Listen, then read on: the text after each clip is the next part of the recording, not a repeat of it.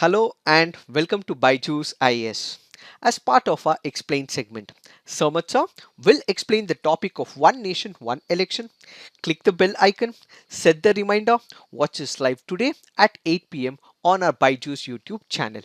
Let's get started and look into our daily quiz. Let's look into the first question. Which of the following statements is or correct? The President addresses a joint sitting at the beginning of each session of the Parliament. The presidential address highlights the government's accomplishments from the previous year and sets the broad governance agenda for the coming year. Amendments to the motion of thanks would refer to only matters contained in the presidential address. Which of the statements are correct? The answer to this is 2 only. What is this presidential address? This is one of the concepts that which has been imported from the Great Britain. What do we mean by it? This means that they have a monarch. The monarch addresses the Parliament of Britain. A similar concept was introduced into India. So there it is the monarch who addresses the Parliament. In India, we have the president who addresses the Parliament of India. In India, the practice of president addressing the Parliament can be traced back to the Government of India Act of 1919. And during the framing of the Constitution, it was Dr. B.R. Ambedkar who draw a similarity between the monarch who is present in the Britain and to the president who is present in India. It is this that we have to understand with respect to the history. Now, when it comes to the first option, we have to understand that the president does not address each session of the parliament. Instead, he addresses the first session immediately after the general election, and he also addresses the first session of each year. So what we have to remember is that it is not each session but instead each year of the first session. That is why the first statement is wrong. The second statement speaks about the government accomplishment. The government for the past 1 year would have introduced various schemes and programs and the achievements of the government. This will be given by the presidential address, and what the government intends to do in the next 1 year will also be discussed in this presidential address. The third statement is also wrong. That is because amendments may also refer to anything apart from the presidential address as well. Let's say, for example, the president has spoken about number of bills and legislations, but according to the member, the president should have ideally spoken about something else. If this is not present in the presidential address, that can also be given in the motion of thanks. That is what we have to understand in reference to the third statement. Because the first statement is wrong, the third statement is wrong, the answer to this is 2 only. Why have we taken this practice question? Because of the reference given under this article. Now let's look into the next practice question. With respect to recommendations from the 15th Finance Commission, which of the following statements is or correct? Income distance accounts for the largest proportion among the criteria for devolution to the states. The 15th Finance Commission has increased the share of states in the divisible pool of the central taxes by 1%. Apart from the grant in age, the 15th Finance Commission has also recommended performance-based grants and sector-specific grants. Which of the statements are correct? The answer to this is 1 and 3 only. Why? In comparison to the 14th Finance Commission, what has happened with respect to the 15th Finance Commission is not increase but the decrease. What are we speaking about? When it comes to the center's devolution to the state, in the 14th Finance Commission, it was 42%. This has been reduced to 41% in the 15th Finance Commission recommendation. Why have we taken this practice question? Because of the reference given under this article. So in this particular backdrop, we have to genuinely understand what is the comparison between the 15th Finance Commission as well as the 14th Finance Commission. This comparison can be very important from your preliminary examination.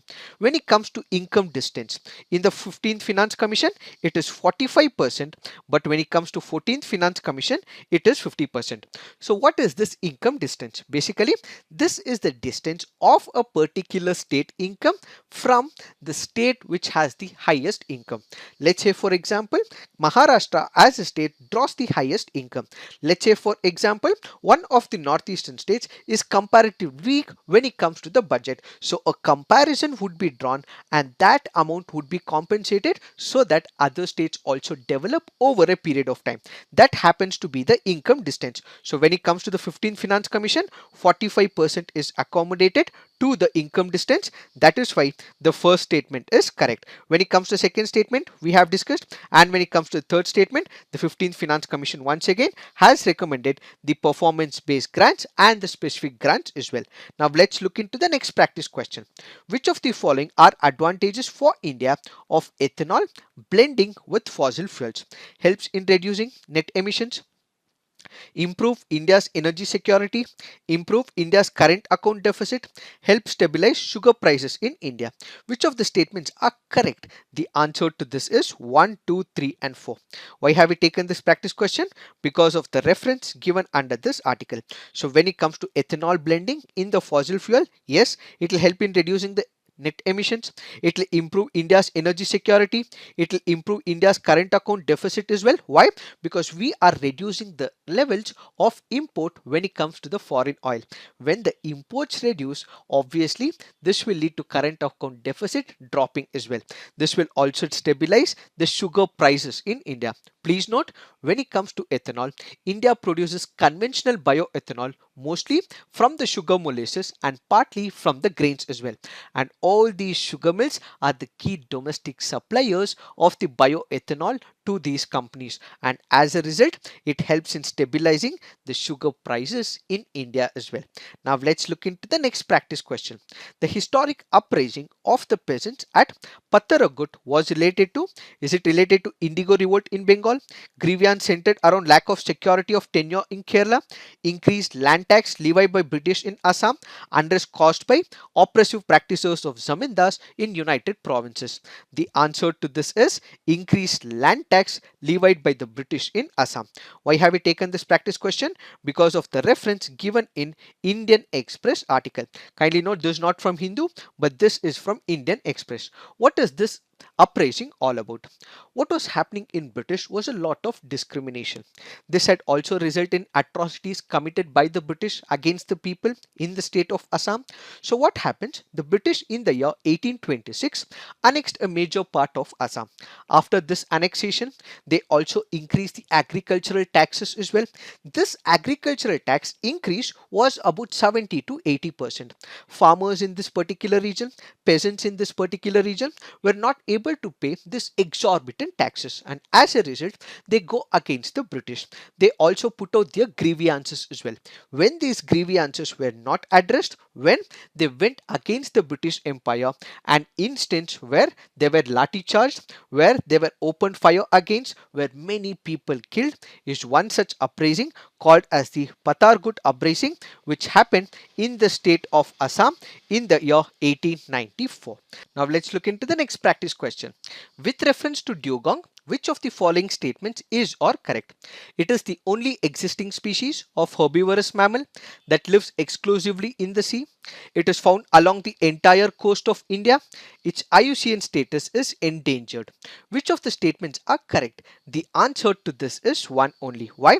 Because when it comes to this particular dugong, it is not found across the entire length of the coast of India, but instead it is present in Gulf of Mannar, Park Bay, Gulf of Kutch, Andaman and Nicobar Islands. Its IUCN status is not endangered, but instead it is vulnerable. And also remember, when it comes to the first option, it is right because it is the only existing species of herbivorous mammal that lives exclusively in the sea. Why have we taken this practice question? Because of the mention of dugong in the PIB article. The government has now come up with what is called as the National Marine Turtle Action Plan, Marine Megafauna Standing Guidelines. What are these guidelines and plans? We have number of maritime species that includes fish, sharks, whales, turtles, so on and so forth. These get stranded. They are also entangled in the nets as well. So in order to overcome this issue, what we require is the coordination. The coordination will require the multi-stakeholder approach. So the government will draft the guidelines.